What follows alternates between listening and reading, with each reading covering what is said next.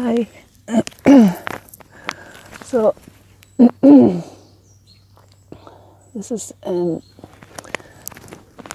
the lovely fairy glen near Fiona's house, and I've just made a little bit of made a kind of a circular piece of art from sticks and stones that I found here, and I'd encourage you to do something on the ground, on the earth where you are, and just have a little bit of a connection with the earth.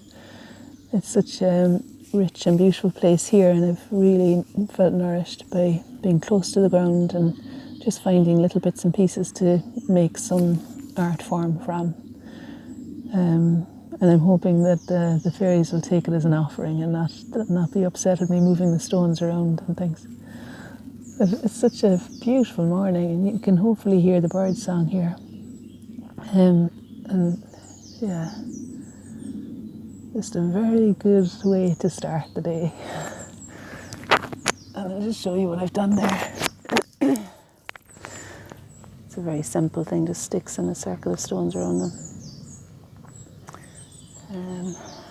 Yeah, it's been lovely to be here. I'm glad that you're joining me still. Thanks. I'll see you tomorrow. Bye.